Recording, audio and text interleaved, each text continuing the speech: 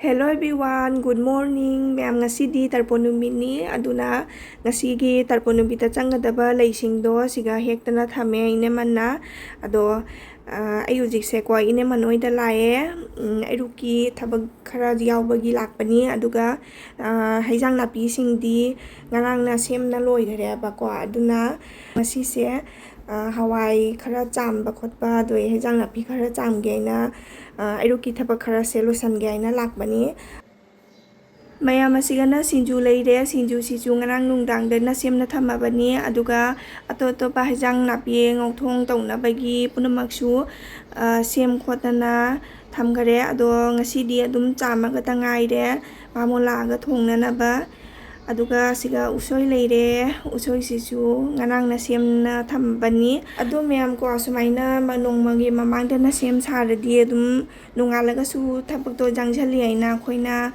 adum mamang nongmagi mamangda na adum semjana thamme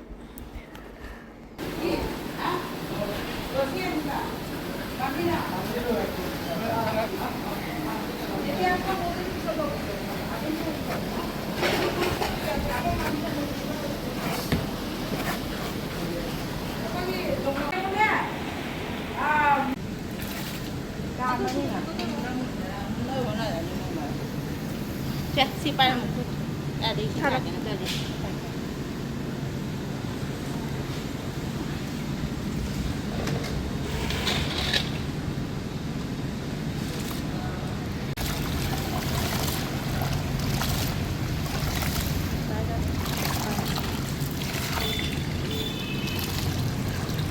mayam khoi jikse puri kana hauri aigaga tharaniga pijana na ba haina chaga dum pithani aduga milaga su adum pijana ba haina tanse haurambani aduga akhoi su adum airuki breakfast oina adum se tansiga chaga oina adum ngasigi thani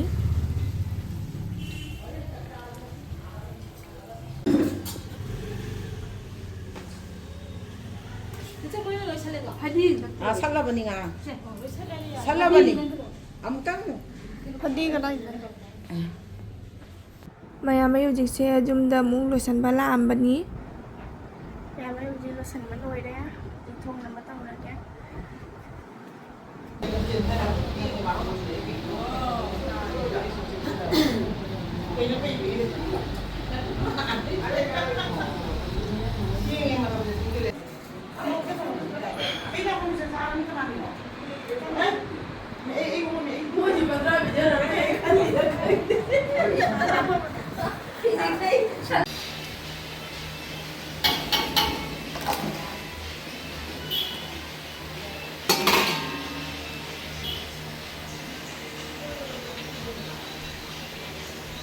haijang loi thong ngoi ra ba lai kat ka tangai de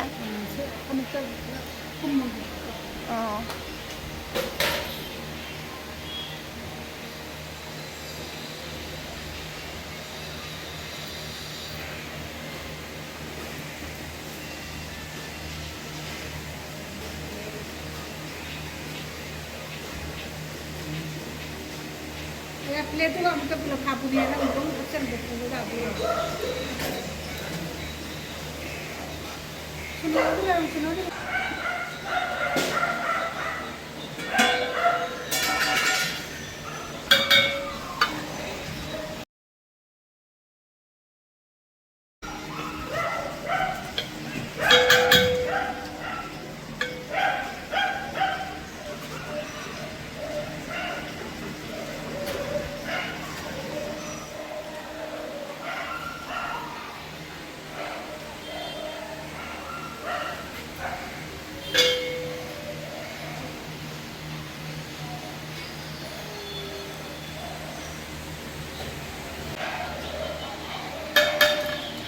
paneer half रखो pakora half करा pakora half है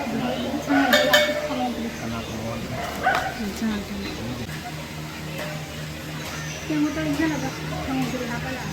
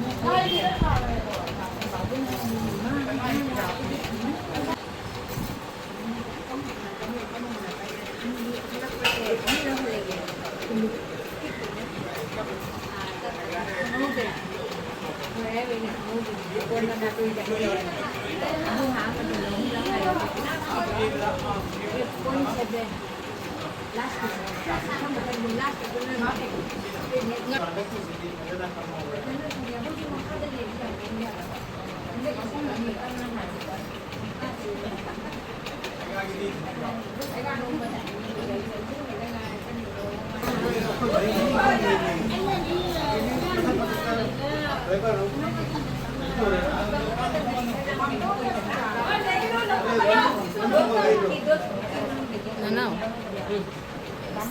Tara tangga siguro tara. Dosta ka tangga. Tangla lady siguro. Dosta ka.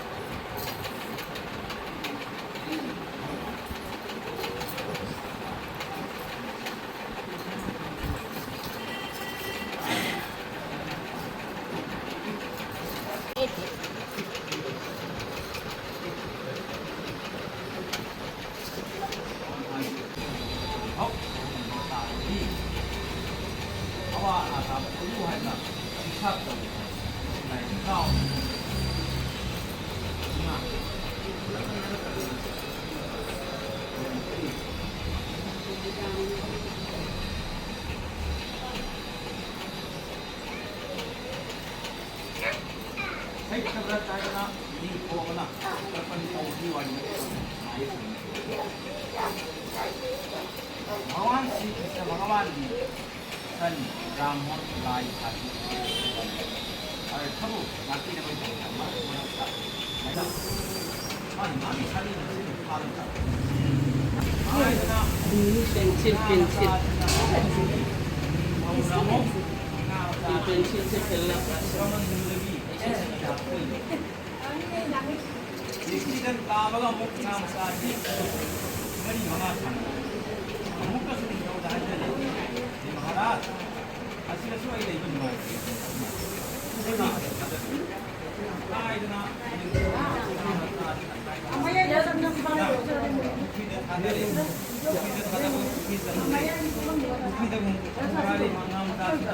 Rani ka ba?